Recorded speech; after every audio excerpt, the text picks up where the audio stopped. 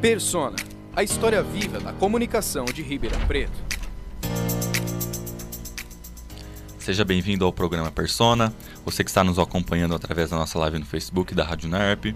Eu sou Vinícius Bis e juntamente com meus colegas Gil Santiago, Tamires Ferreira e João Pala, temos o prazer de receber nossos convidados de hoje, os sócios e diretores da revista Revide, a jornalista Isabel de Farias e o jornalista Murilo Pinheiro.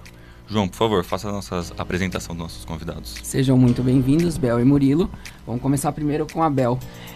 Isabel de Farias é graduada em jornalismo pela UNAERP, é diretora da revista Revide desde 1986.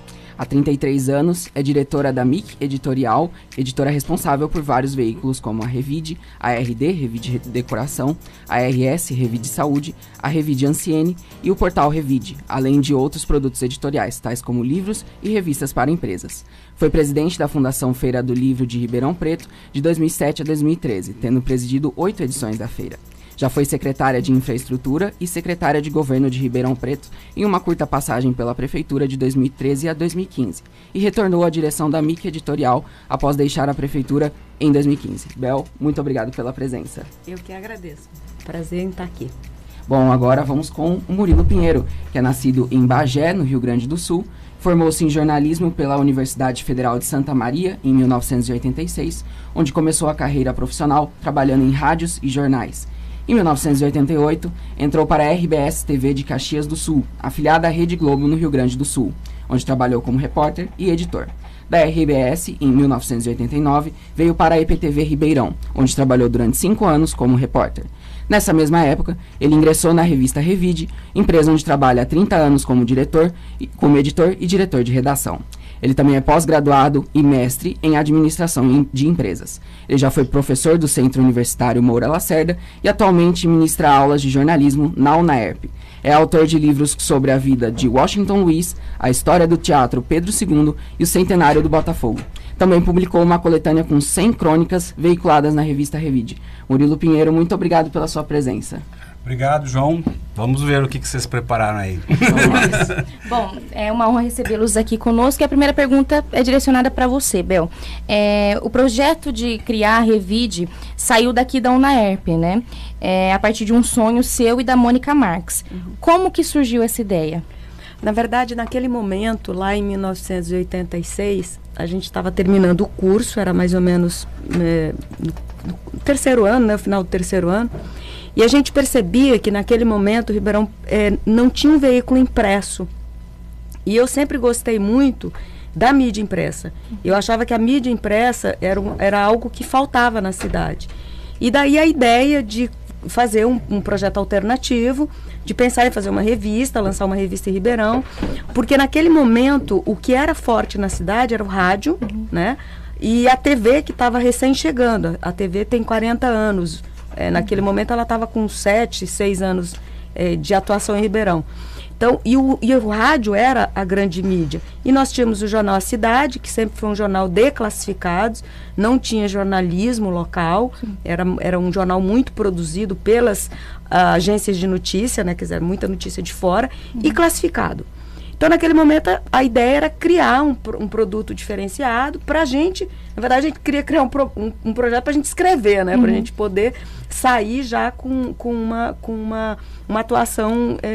Naquele momento, não tinha essa ideia de criar uma empresa, a gente nem tinha cabeça para isso, né?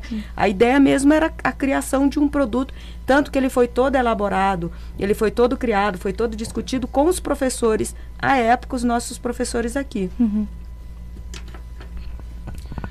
Bel, a Revide foi fundada há 33 anos, em julho de 1986, e nesse tempo milhares de exemplares foram produzidos. Qual que era a proposta inicial da Revide? Então, sempre assim, com um foco na questão do jornalismo. Naquele momento, você pensar, a gente era muito vocês, né? Com muito sonho, com vontade, com um pensamento de que a gente ia mudar o mundo, de que a gente queria interferir na cidade. Então, tinha toda aquela vontade e, principalmente, a gente queria escrever. A gente queria fazer bons textos, contar boas histórias. E quando a gente pensava as pautas, a gente estava pensando no melhor jeito de contar aquela história, qual era o melhor texto que a gente poderia colocar naquela revista. Não tinha naquele momento, uma pegada de falar assim, olha, vamos fazer uma empresa, vamos ser uma Rede Globo. Ninguém era Roberto Marinho, né? Todo mundo era muito jornalista, né? Tinha aquela coisa de fazer jornalismo, era essa a ideia. A história das andorinhas pra eles. A história é muito boa, porque assim, uma das pautas, né, era, porque naquele momento estava meio frio, Ribeirão, era junho, né, a gente lançou a revista em julho. Então, junho era um período, naquela época ainda fazia um pouquinho de frio em Ribeirão, hoje não faz mais. E aí a gente resolveu fazer, porque chega nesse período, as andorinhas vinham e ficavam ali no centro da cidade, faziam uma zona ali, e aí a gente faz assim, nossa, vamos fazer uma matéria para descobrir para onde elas vão, né? Aí falou, bom, como é que a gente vai fazer para ir atrás das andorinhas? Aí eu tinha um amigo que ele andava de ultraleve, né? Eu falei assim, bom, e se a gente saísse de manhã, para na hora que ela saísse, a gente ia sair, tipo, de madrugadinha, né? Atrás das andorinhas, imagina. o tal do ultraleve, e as andorinhas... Nunca, né? A matéria morreu, a matéria acabou. E aí a gente tinha um frio, mas um frio lá em cima, assim, eu falei, meu Deus, a gente saiu de lá, mas eu tava com muito frio, a única coisa que eu queria era um chocolate quente. Falei, da próxima vez vamos pensar numa pauta mais factível, né? Boa noite, Bel, boa noite, Murilo. Eu queria fazer uma pergunta para ambos. No começo do projeto da Revide, quais que eram as maiores dificuldades que vocês enfrentavam? Olha, naquele momento a gente fez a primeira revista, aí o que aconteceu, só para entender. Aí naquele momento, então a gente fez um projeto, a gente, tipo assim, vamos fazer um plano de negócio. Imagina, naquele momento, 33 anos, ninguém falava em plano de negócio, vamos fazer um negócio. Aí então, mais ou menos, a gente tinha uma ideia assim, bom, a gente vai pagar tanto para gráfica, a gente vai pagar tanto para as pessoas que estão trabalhando, e eram todos jornalistas, então a gente fez lá uma central de custo, falei, ó, então vamos vender essa publicidade. E na época tinha uma pessoa em Ribeirão, que ela, inclusive, ela está hoje no mercado, que é a Neuza Biguetti, ela era uma colunista social. E ela conhecia todo mundo. Eu falei, bom, então vamos chamar ela para ser essa pessoa que vai procurar os empresários para vender esse projeto.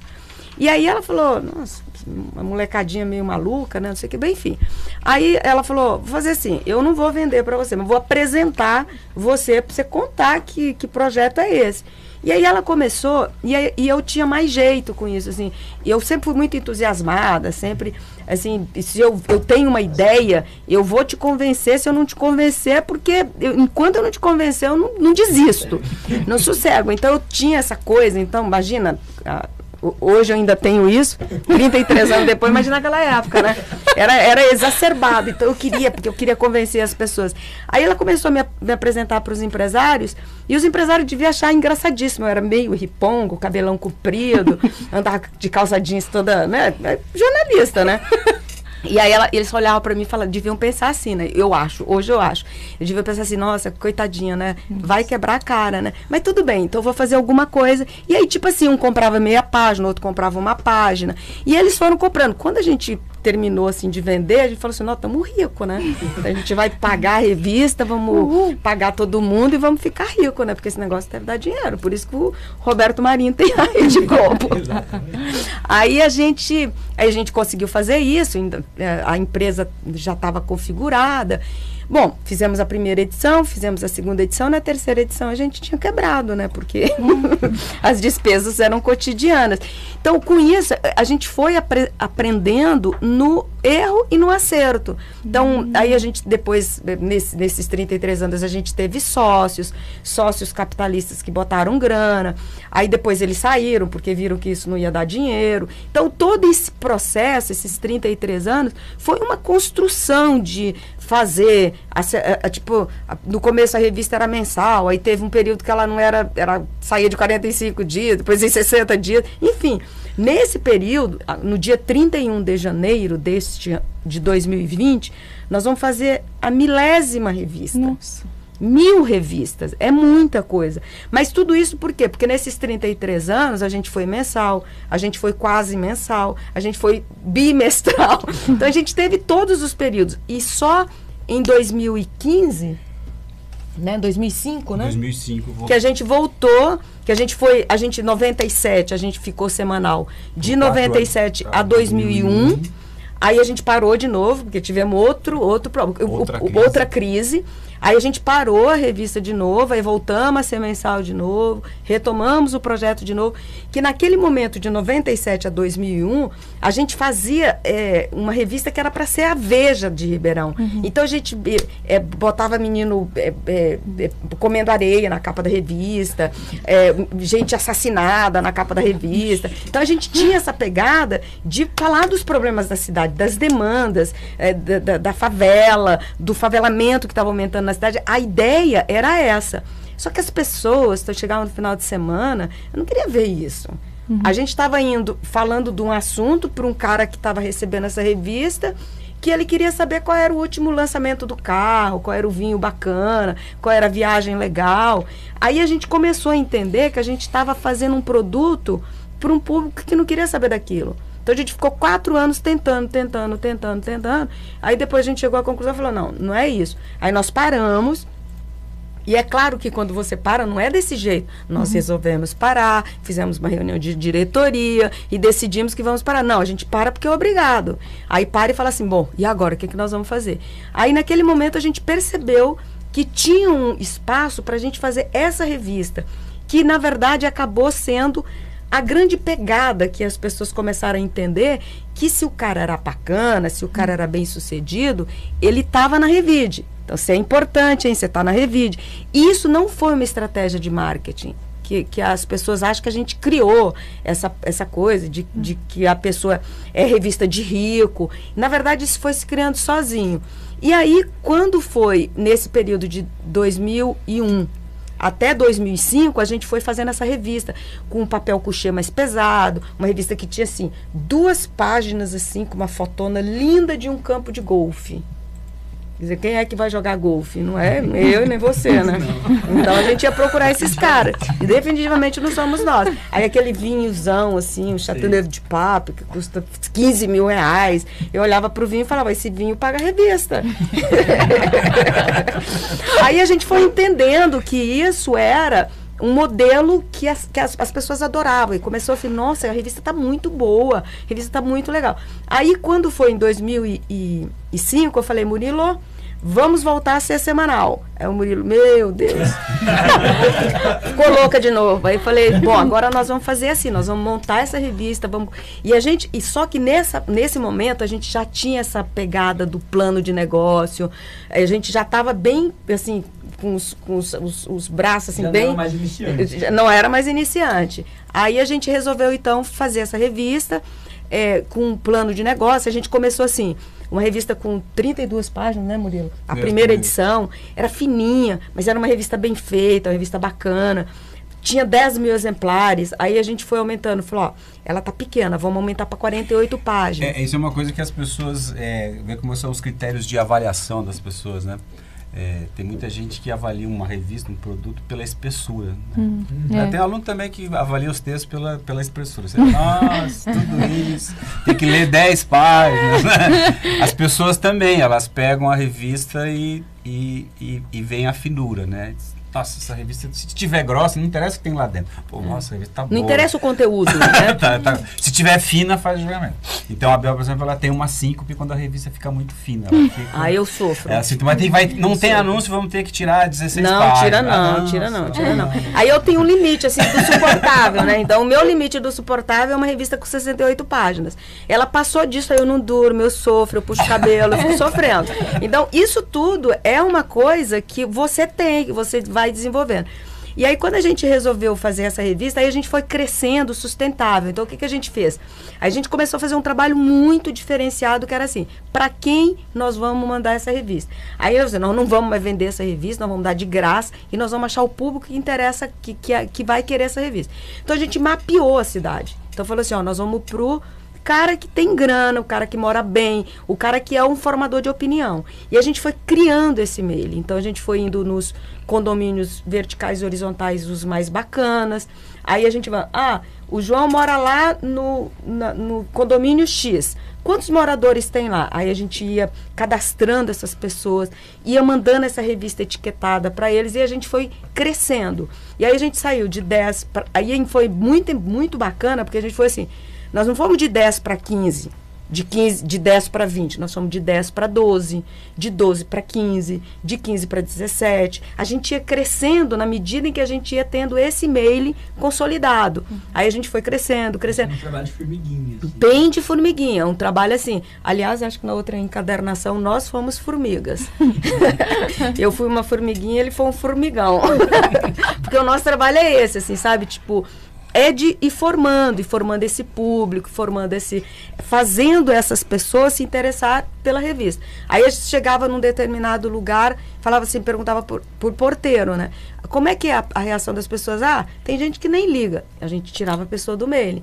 Se a pessoa quisesse a revista, aí a gente mandava para quem se cadastrava. Se a pessoa não se cadastrava, a gente tirava a revista do cara. Então, o que acontecia? Ele ligava e falava, eu não estou recebendo a revista. Ele não pagava, mas ele ligava para reclamar. Aí falava assim, não, beleza, então você tem que se cadastrar, você tem que passar seus dados. Aí a gente foi fazendo isso. Então, nós fomos construindo esse e-mail. Então, por isso que hoje a revista, ela tem uma logística de distribuição, que ela sai na sexta, na primeira hora da manhã, 8 horas da manhã, e até sábado, por volta do meio-dia, ela é toda entregue. E aí, com isso, a gente foi conseguindo realmente criar essa relação de pertencimento. Ele não... Porque, assim, normalmente... E isso é uma lógica. Tudo que você não paga, que você não despende um recurso, você não valora.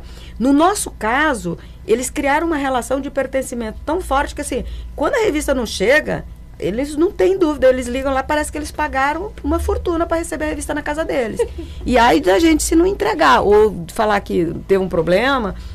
Tem essa relação. Então, com essa relação, o que nós estabelecemos? Que o nossa linha de condução é dizer para o anunciante, olha, você quer falar com esse público, eu te dou acesso a esse público, eu levo essa revista até esse público. Então, você bota o teu anúncio aqui. E aí, a gente começou a fazer...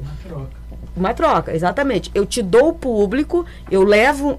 Porque também eu penso assim, eu vou chegar na casa do João. Eu não posso chegar de qualquer jeito. Eu tenho que chegar bonita, eu tenho que chegar agradável, eu tenho que chegar com notícias que interessam a ele. Aí lá na casa dele, ele tem uma vovó. A vovó quer pegar a revista, ela também tem que ter alguma coisa que ela goste. Aí tem que ter uma matéria para ela também. Aí tem o papai, aí tem a mamãe. Então você tem que pensar numa revista que tem uma coxa de retalhos que ela atinja a família da melhor maneira possível. Porque se eu fizer uma revista para uma galera jovem, eu tenho que falar com uma linguagem jovem.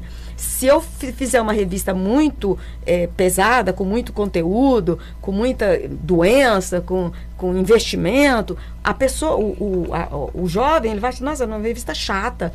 Então, você tem que ter essa... E aí, a gente foi criando essa coisa. Fala assim, e é muito assim, tem pesquisa, claro que a gente fez pesquisa durante esses anos, a gente fez pesquisa com Ibope, fizemos pesquisa com institutos locais, a gente foi fazendo para saber o que ele queria ler. O que o nosso público... Porque tem duas coisas. Eu posso perguntar para você, o que você gostaria de ler? Aí você vai me dizer, eu gostaria de ler matéria de comportamento. Aí eu pergunto para o Gil, que matéria que você... eu gostaria de ter matéria de saúde.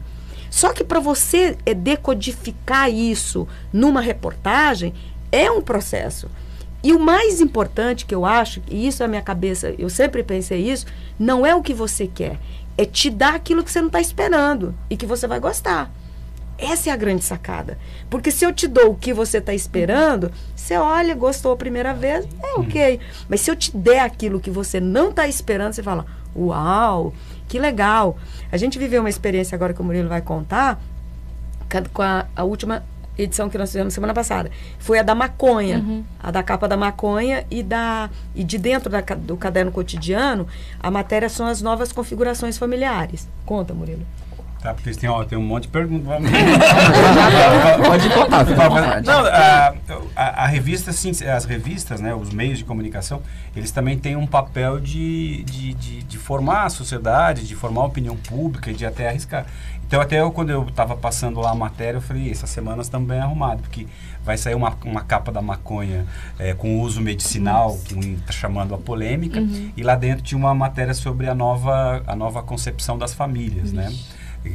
Que é a homoafetividade dos casais de mulheres, casais de homens, com os filhos de outros casamentos e tal. Digo, bicho, isso aqui vai dar pano para manga, né? Porque a gente sabe que tem uma parte da sociedade, do nosso público, que é um público conservador. Aí teve um cara que mandou um e-mail e disse, olha, por conta dessas 2 matérias, vocês não entram mais na minha casa, porque vocês sabem o que a gente... Eu sei o que vocês estão tentando fazer. Meus filhos não vão pegar nessa revista. E vocês me façam o favor de não mandar a revista para me poupar o trabalho de ter que rasgar todas as páginas. Né? E mandou lá o nome dele, o endereço, o telefone, tipo assim, se você quiser falar comigo, eu tô aqui para...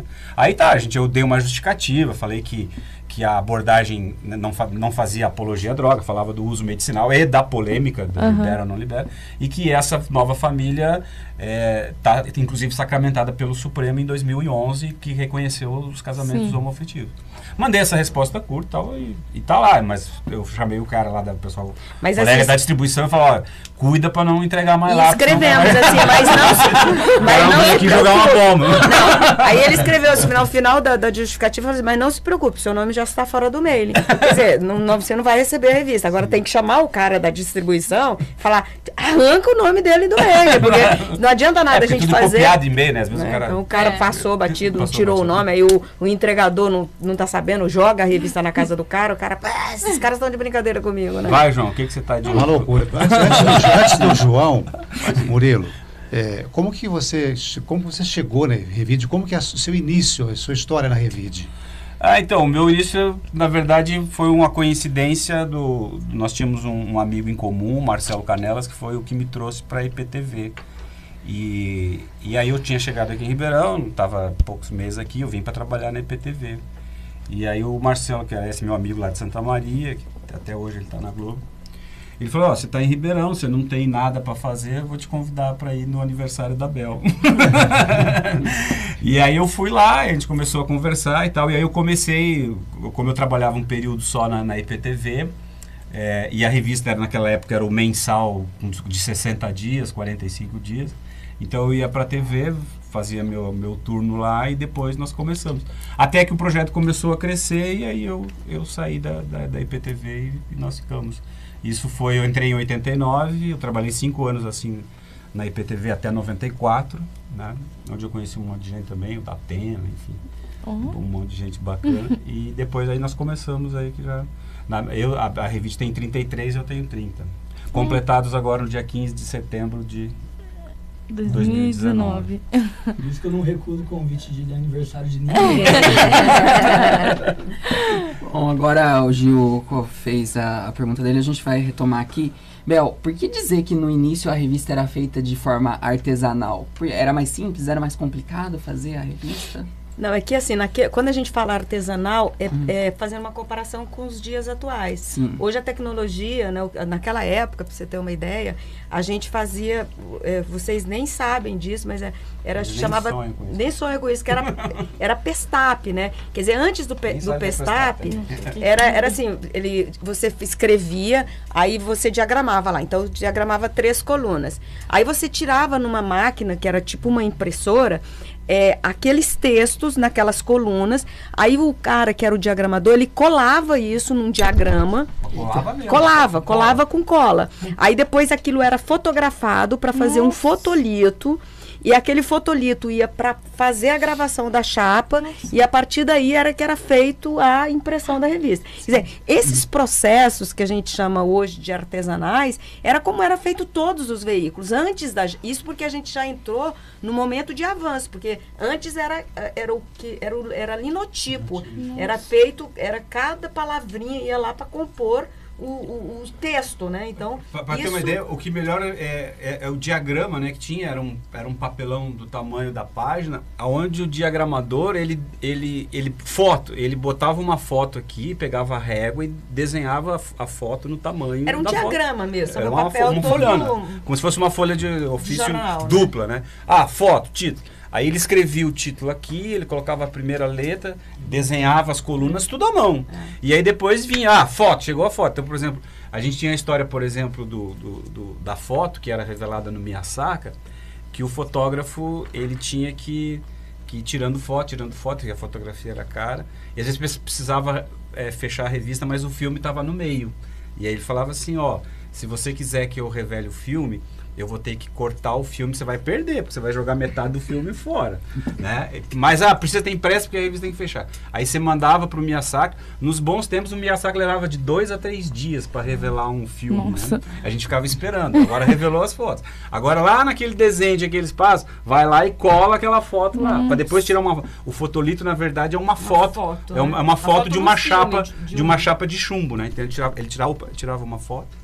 Né? E aí sim, aí ia para a máquina e aí rodando. E a distribuição também era um fenômeno. A Bel, por exemplo, quando eu queria encontrar ela, às vezes não tinha celular na época, aonde ela passava, ela deixava a revista. Então eu chegava na prefeitura, eu estava às vezes trabalhando na televisão e vi um monte de revista ali. Tinha passado porque ela tinha um chevetão branco, então ela enchia o chevette de revista e chegava a dar rebaixado assim. Na Câmara, toma 50 revistas. A distribuição era assim. Né? Foi na empresa legal lá, deixava um paco lá. Porque não tinha nem, na época não tinha nem distribuição, nem esse negócio que tem hoje de roteiro. Bacana. Murilo, agora que você tocou nesse assunto da questão da distribuição, de como era, né? A Revide hoje ela é distribuída, como já foi dito, gratuitamente, com mais de 55 mil exemplares todas as semanas. Então, no ponto de vista de vocês, qual é a dificuldade de manter um veículo com periodicidade semanal, principalmente nos tempos atuais? A dificuldade, até a gente estava conversando sobre isso hoje, a dificuldade é que a internet estabeleceu um padrão de comparação, né, que a internet tem um custo zero ou muito baixo, contrastando com esse custo do papel, da gráfica e da distribuição, que é isso. Você fala assim, eu vou entregar, por exemplo, até num shopping que é difícil de entrar, porque tem regras que você pode entrar em horário, ou num condomínio, ou numa cidade grande como essa aí, então você tem que fazer uma roteirização, você sai, isso dá um trabalho grande. De distribuição. E essas coisas hoje começaram a custar muito, né? Então, assim, a gráfica, o papel, a distribuição, o combustível, né? Eles hoje são despesas. Então, isso é uma coisa que, se você pegar, por exemplo, a Folha de São Paulo, imagina o que é a loucura de você pegar um pacote de 100, 200 jornais, 500 jornais para vender em Rio Preto e atravessar um estado de 600 quilômetros para vender 500 jornais na cidade lá, né? Quanto que você gasta de pedágio? Então, assim, essa coisa hoje, essa relação, a internet expôs, né? Não, eu posto aqui no Facebook, isso... Né? Todo mundo vê. Todo mundo vê. Então, Lado do mundo vê. Essa é uma realidade nova que nós estamos que adaptar. Com tanto sucesso da Revide semanal, como que surgiu a ideia de criar novas publicações, começando com a Revide Decoração em 2015, depois para a Revide Moda, Saúde e a mais recente Anciene?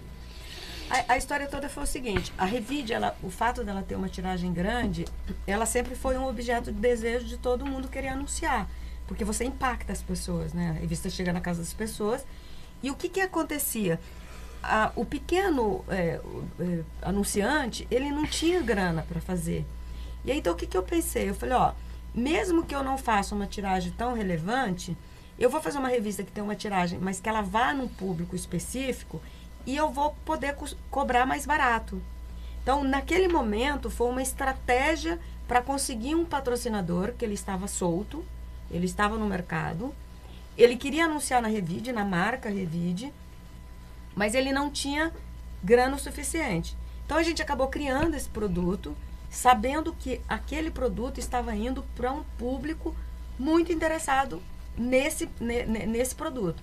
Aí a gente criou primeiro a RD, que era uma revista de decoração, enfim, e aí que você pegava os arquitetos, as lojas de decoração, as lojas de imóveis, e até os empreendimentos imobiliários, porque era um boom que estava aí acontecendo, porque é uma cadeia, né, que move muito, né? Então, o cara quando lança um empreendimento, que ele lança lá 80 apartamentos, ali, naquele finalmente ali, tem uma cadeia produtiva muito grande.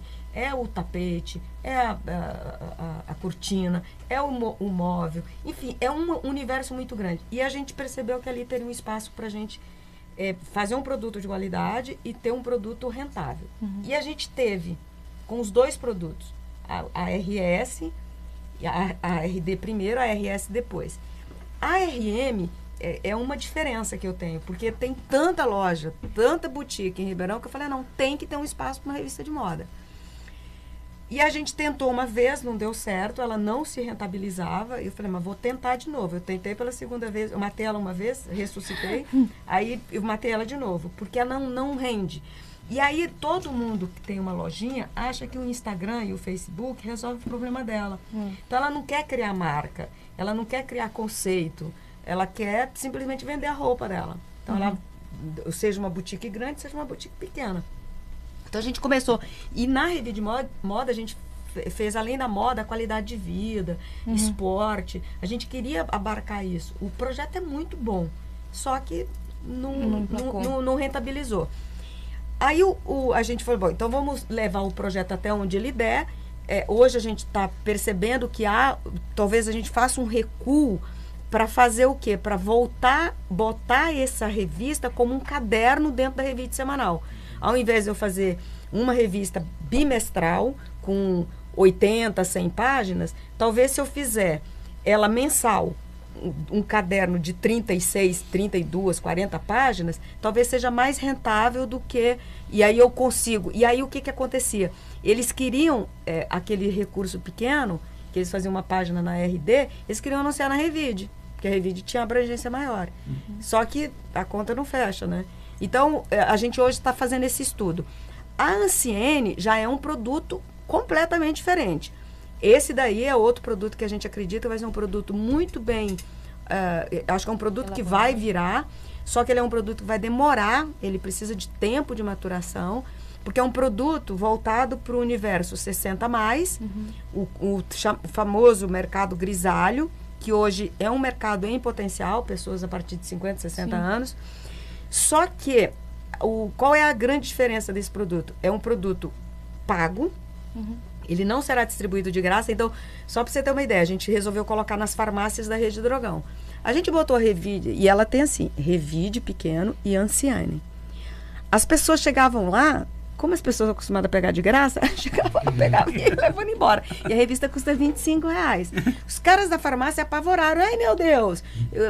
As revistas estavam lá, todo mundo pegando aí. Comecei a fechar. Querido, essa revista tem que pagar. Os caras ficaram com vergonha de falar. Aí, bom, levamos um preju, falando, não, beleza, não tem problema. Agora a gente está botando vamos criar um lugar para colocar a revista lá. Um standzinho, né, com Revide, R$25.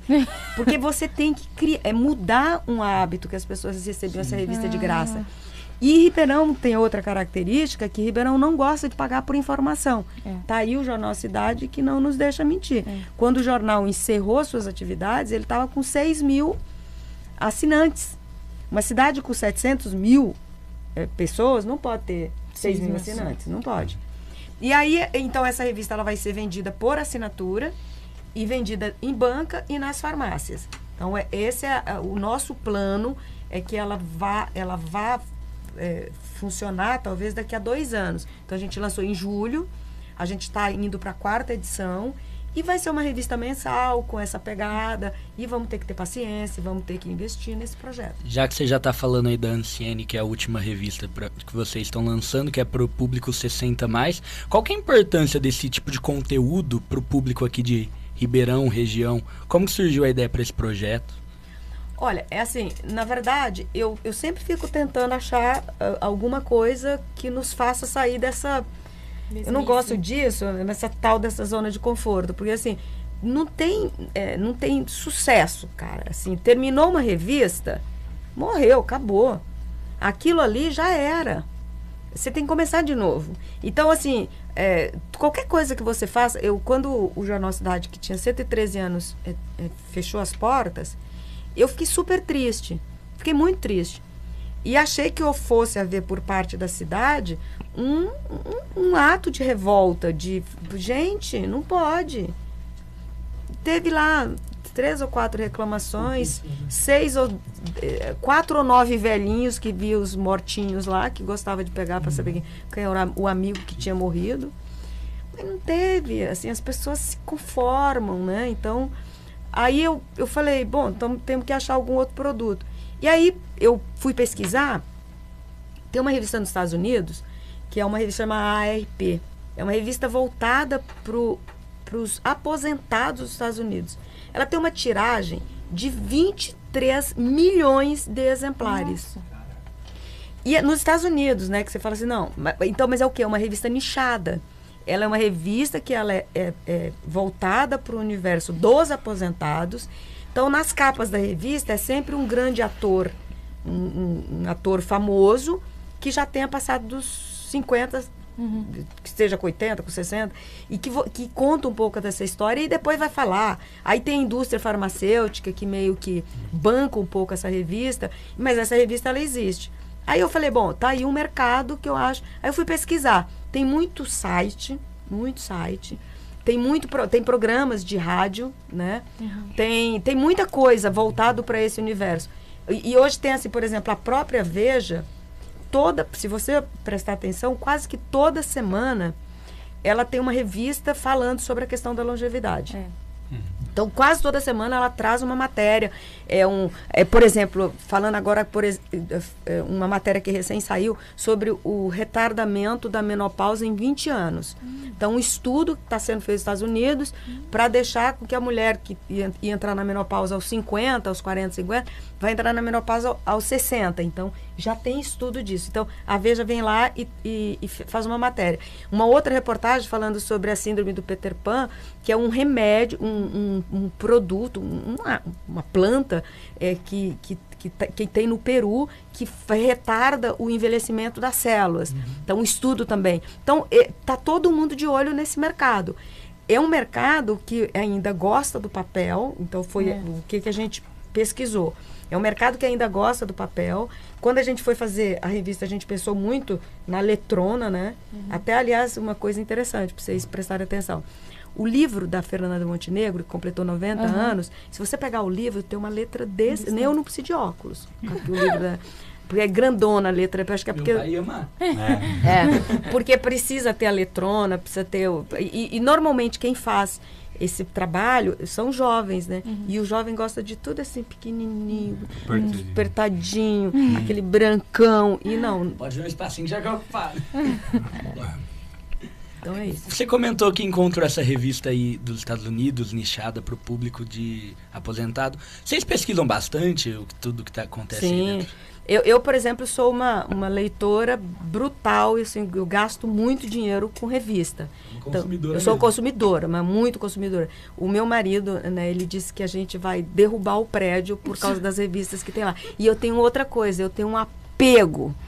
A revista, eu não gosto de botar a revista fora, então eu guardo. Então eu tinha a revista Veja de quando, sei lá, lançou há 50 anos, eu tinha a revista velha, sabe? Então eu gosto, porque eu acho que ali tem um campo de pesquisa grande.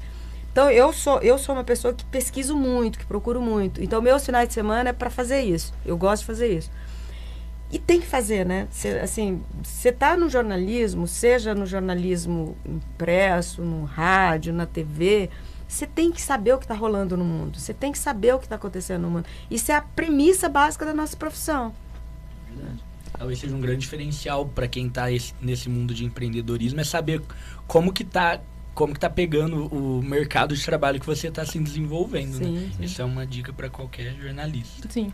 Bom, nós somos jornalistas em formação ainda, nós temos pessoas que começam o estágio a partir do mais cedo, tem uns que começam no terceiro ano, mas muitos dos jornalistas em formação, eles têm pouco contato com redações de verdade, eles só começam a partir do estágio. Eu queria que você, Murilo, contasse um pouco como funciona o dia a dia da redação da Revide, a hierarquia, os trabalhos que lá são desenvolvidos. Eu queria que você contasse um pouquinho pra gente como funciona a redação da Revide. Olha, a gente acabou assim, né, dividindo uma redação basicamente, e agora, claro, até por essa questão do impresso e do online, os modelos estão repensados. Na verdade, a estrutura clássica de uma redação é por editoria, né? Que cada um faz alguma coisa para poder cobrir, acompanhar e ter mais informação. Agora, por exemplo, já tem uma nova perspectiva, né? Saiu recentemente aí o novo modelo de negócio do Estadão, que é um negócio, que é uma experiência para a gente considerar, que o Estadão, ele, na essência, ele diz assim, olha, a partir de hoje não tem mais o leitor que espera o Jornal do Amanhã. Existe o leitor, o ouvinte, o telespectador e o internauta. Nós precisamos produzir, não mais tendo em vista apesar de ser uma redação de jornal originariamente, nós precisamos produzir conteúdos para todas essas pessoas, independente se é leitor de jornal, se é da rádio, se é da internet. Nós precisamos produzir conteúdo e também precisamos produzir conteúdo não mais com horários marcados, mas dia e noite, porque o cara vai chegar à noite em casa, ele vai querer ver alguma coisa, e amanhã de manhã cedo, a hora que alguém acordar, ele vai querer ver também. Então, veja, isso é uma revolução na maneira da nossa profissão, né? Eu já visitei colegas, amigos de lá do Rio Grande do Sul, tal. Aí o cara falou assim, eu fui almoçar com ele, ele me contou assim, ó, eu cheguei aqui às 8, eu postei um negócio no portal, eu botei um negócio no Facebook, eu fiz um post no Instagram, eu fiz mais não sei o que, e foi falando todas as coisas que ele fez durante a manhã. Na verdade, o meu ofício aqui era produzir uma matéria de política para o jornal do dia seguinte, mas já são quase 2 horas da tarde e isso eu não fiz ainda. Eu agora vou ter que pensar numa matéria, ter uma pauta, correr e fazer em 2 horas, em 3 horas. Então isso está fazendo. E aí uma outra coisa que a gente comenta, né, que a crise abriu para os estudantes, né, uma possibilidade maior. Houve um tempo que o mercado era muito fechado, a lei nem permitia os estágios, agora permite. E a questão, acho que o que mais pega nessa transformação toda, que vocês não viram e vão ver o segundo tempo desse jogo, é que o mundo se sofisticou. Até os anos 90, e a Revide pegou isso, e acho que esse é um dos segredos de ter acompanhado, até os anos 90, as editorias clássicas de qualquer veículo, jornal, revista, era assim, política, esporte, economia, geral, e mais alguma outra coisa cultura. Aí. E cultura. Né? Então, isso eram as estruturas básicas que todo mundo tinha, que eram fortes, política, economia, esporte, tal. Hoje, aí começou a história da gastronomia, né? Que virou, né? Puxa, gastronomia era um palavrão, era algo inacessível, porque só quem tinha muito dinheiro poderia ir num restaurante. Hoje não, hoje tem restaurante japonês, chinês, qualquer um vai por um preço. Café é uma coisa que se sofisticou, sorvete, moda, qualidade de vida, ninguém falava sobre qualidade de vida, bem-estar, né? Então hoje tem programas de bem-estar na televisão. Então assim, essa é a sofisticação do mundo, né? Que acabou aquele padrão clássico e as pessoas e os veículos foram convergindo para segmentos específicos. E aí aumenta o desafio para o jornalista. Quer dizer, dentro de uma redação, o que você tem que fazer? Você tem que dominar essas áreas que seriam as antigas, clássicas, e ser bom, ser especialista em alguma outra coisa. Eu acho que assim, só pegando essa fala do Murilo, eu acho que tem um modelo hoje, que é um modelo até que a Globo News está fazendo, e que eu vou pegar uma personagem, que é uma jornalista, que mais ou menos mostrar como é que ela está se comportando. Ela para mim, é um case desse movimento, que é a Andréa Sadi. Ela trabalha na Globo News, ela entra no Jornal Hoje, ela entra no Jornal Nacional, ela entra no Jornal da Globo, ela entra na CBN, ela está em todas as plataformas. Tem podcast. Tem podcast. E aí ela tem outra coisa que eu acho que é mais bacana, é assim, às vezes ela entra no Jornal Nacional por conta de uma entrevista que ela fez, que é o programa que ela tem de entrevista na Globo News. Então, ela vende aquela pauta que ela conseguiu para o Jornal Nacional. Então, eu acho que é essa grande sacada de você ser um jornalista, que você... Isso tinha uma coisa muito bacana lá no portal, que tinha o portal, no começo, ele estava sendo comandado pela Marina Aranha, e ela tinha uma pegada bacana que era assim, ela estava no portal, uma galera jovem, e o que ela fazia? Ela fazia estava lá produzindo conteúdo para o portal, e ela fazia com que um daqueles conteúdos virasse uma capa da Revide. Então, ela vendia uma capa pra gente. Ó, seguinte, isso aqui vira uma capa para vocês. Isso aqui vira uma capa para a Revide. Então, quando os meninos emplacavam uma capa da Revide, eles faziam foto, tipo assim, eu estou emplacando o Jornal Nacional. Isso é a pegada do novo. Então, eu estou aqui trabalhando uma matéria, fui lá fazer uma polícia, fui lá fazer um acidente, e nesse momento eu descobri uma matéria, e estou vendendo uma matéria para você sobre o aumento de assassinatos de mulheres. Aí eu descubro uma pauta, porque eu fui lá, mulher está apanhando, porque está tendo muito mais violência sexual. Então, é a sacada do jornalista que está fazendo um boletim, e naquele boletim ele tem uma sacada de uma pauta, e ele vai lá e vende uma pauta. Esse é o jornalista que ele vai ter atuação onde ele estiver. É o olhar. Que olhar que você tem, que você vai lá fazer uma matéria, uma entrevista com o cara.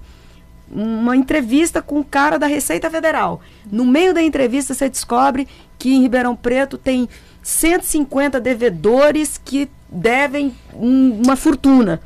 Na entrevista você consegue descobrir uma pauta e você vai vender essa pauta. Então, essa é a grande sacada. Esse é o jornalista do futuro. É a Sadi que vai lá descobrir uma futrica na política e ela vai fazer aquilo, ela vai dar um furo. É o Lauro Jardim que está lá no Globo, ele tem a coluna no Globo, mas o que bomba dele mesmo é o blog dele. E são essas pessoas que vão fazendo a história, que vão se diferenciando, que vão sendo os caras. Né? Essa questão que a gente, voltando também na questão da inovação, e como se adaptar às novas eras, né? O que foi citado já sobre a questão da internet, né?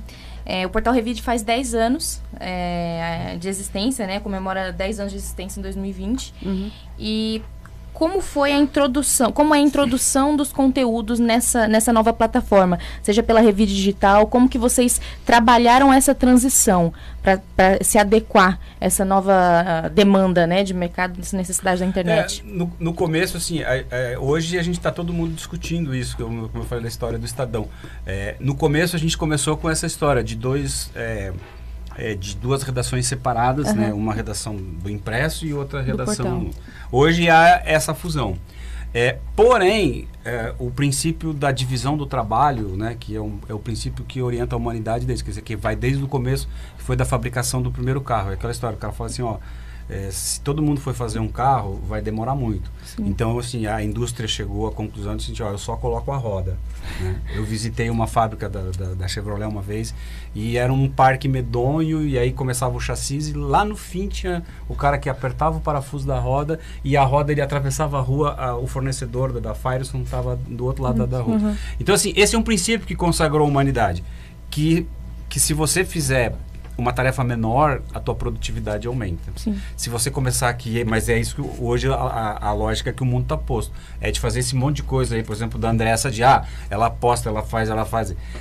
Essa é uma outra lógica que está sendo testada. A lógica que vigorou nas redações e no trabalho era esse. Eu sou repórter de economia, tenho o editor de economia, o pauteiro da economia, tem os caras da política, tem os caras do esporte, né? Uhum. O mundo era dividido assim. Aqui, por exemplo, lá no pessoal aqui da UNAERP, tem uma galera lá, 30% que gosta do esporte, se concentra no esporte, só quer fazer coisa de esporte, né? Então, assim, só que o mundo hoje tá jogando, tá abrindo essa perspectiva que a Bel comentou, dizer, é o seguinte, você não é só uma área e você é multiplataforma. Sim. Você é multiárea e multiplataforma. Você não tem a dizer, eu sou um cara bom só na economia e tal. Então, senão acaba ficando obsoleto, né? Não acompanha. Viu, Murilo, você falou do Estadão. Aqui nós tínhamos, onde nós estamos aqui hoje, a Rádio Estadão ESPN, né, que era cultura, e fez uma parceria com o Estadão, que por sua vez fez uma parceria com a ESPN, isso há 5 anos atrás, né?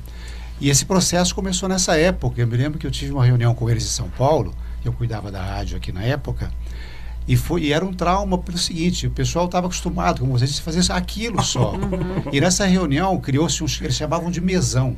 Não é? Uhum. Em que todas as informações, não importa, tinha que cair ali e tudo era compartilhado. Uhum. E aí começou também a TV Estadão, porque agora você tem que botar a cara ali também e falar. Uhum.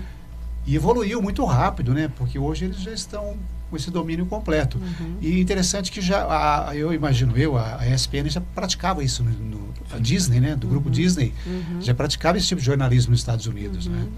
Então, mais uma vez, eles vieram, né? Trazendo essa... A Folha, né? Você vê, a Folha começa a fazer programas de televisão, a Folha de São Paulo fazendo programas de televisão. Né? A Veja, tem a TV Veja, né? A TV Veja. Eu comento com eles. A Jovem Pan em São Paulo criou um estúdio para o jornal que tá na plataforma, que está no YouTube. Sim. E hoje a grande plataforma do jornalismo está no YouTube, não está na TV aberta, está na internet, está no YouTube. Então você entra lá, você quer o quê? Você pergunta assim, você quer falar sobre psicanálise. Você quer saber a opinião de um livro do cara que escreveu sobre... Você tem tudo ali. Então, quer dizer, aí quando você me pergunta sobre a Anciene, o que a gente está tentando fazer é um tipo de curadoria. Então, assim, nós vamos fazer tá tudo no mundo, nas nuvens. É você organizar esse conhecimento, é você organizar essa informação. Porque não adianta nada, senão a escola não vai existir mais. Se não houver essa organização, essa sistematização, nós vamos nos perder no excesso de informação e pouca consistência, pouca capacidade de links, né? Então, quer dizer, eu acho que na medida que você tem isso, que você tem essa curadoria e que você organiza isso, você tem uma condição melhor de alguém te pegar e falar assim, pô, deixa eu ver o que está rolando nesse universo. No universo da saúde, no universo da decoração, no universo do mercado grisalho, né? Inclusive, é interessante, eu não me recordo bem se é esse o slogan. Acho que é a Jovem Pan está usando, né? A rádio, ou a rádio que virou televisão, é isso, André? Não é? A rádio que virou televisão. A rádio que virou TV. E a Revide também vira TV, não? Então, na verdade, a gente está... porque assim, nós sempre fomos muito tentados a fazer um programa de televisão, de ter um programa de televisão. Eu acho que eu e o Murilo meio que sempre ficamos muito... porque eu acho que tem muita coisa mal feita, mal ajambrada, mal construída. Eu acho que qualquer coisa que você vai fazer, você tem que fazer bem feito. A gente tem uma expertise, a gente até estava falando sobre isso. A gente resolve fazer um produto, então nós fizemos já 3 livros sobre Ribeirão, da história de Ribeirão. Cada um desses livros teve suas especificidades. Então, você tem que sair do lugar comum, que é o que eu falo. Eu não posso, eu fico sofrendo, porque assim, você botar uma revista que tenha 68 páginas, ali nós temos 40% daquele material, pode ser publicidade, 60% é o que você vai oferecer para o teu leitor. Você tem que tentar descobrir o que eu vou oferecer para ele, que ele vai falar, uau, para mim eu fiquei feliz da vida com esse sujeito que mandou a gente arrancar a revista de lá. Porque assim, não adianta ele ficar brigando contra isso, porque se ele tiver um filho, uma mãe, um pai com problema que ele precisar do canabidiol, ele vai ter que baixar, vai ter que usar. Eu acho que tem uma coisa que mudou nesse mundo de televisão, de rádio, de revista, assim, que para os veículos ficou muito mais difícil a vida, muito mais difícil. Porque antes, por exemplo, assim, nós éramos locais, então nós tínhamos como concorrente o Jornal A Cidade, alguma outra revista, um outro jornal. Hoje todo mundo compete com todo mundo, né? A Revide tem um portal há 10 anos, mas concorre com quem? Por que eu vou ver o portal da Revide e não vou ver o UOL, não vou ver o G1, né? Então, assim, a concorrência ficou. E aí não é só a questão da internet, como uma infinidade de plataformas que você pode fazer. Então, o mundo está caminhando, a comunicação caminhou para uma disputa acirrada pelo ouvinte, pelo leitor. E a todo mundo competindo. Vocês estão falando da Jovem Pan, quer dizer, você tem acesso, você vê a Jovem Pan, você sabe que vai ter uma televisão, você vê o movimento do Estadão para captar, vê o movimento da Globo para competir com a Netflix na produção de conteúdo. Então, assim, virou uma... Antes a gente falava assim, não, quem que é os nossos concorrentes? Você fala assim, nossos concorrentes é a TV Ribeirão, o Jornal A Cidade... Hoje não, hoje é todo mundo. Todo mundo concorre contra todo mundo em várias plataformas.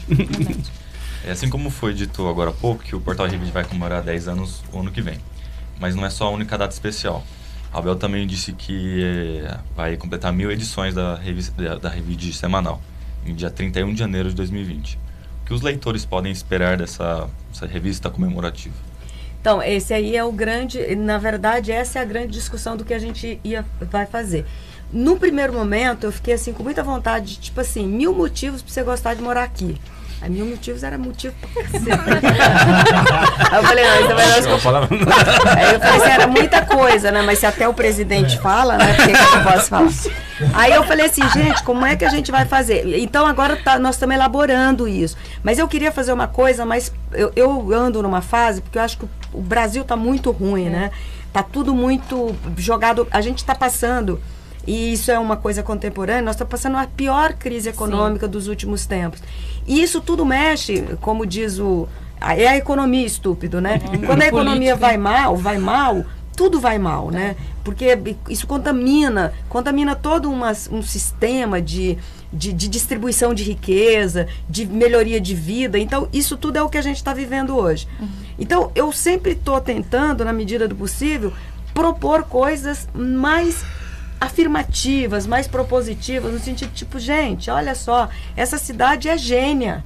Essa cidade que a gente vive é muito diferenciada. Sim. Nós estamos, assim, a despeito de tudo, de toda a crise, nós estamos com uma ex-prefeita presa, nós temos um monte de problema, a cidade está toda esburacada, a cidade não consegue resolver seus problemas básicos. Aqui a gente devia ser, assim, um ponto fora da curva na educação, na saúde, e não é.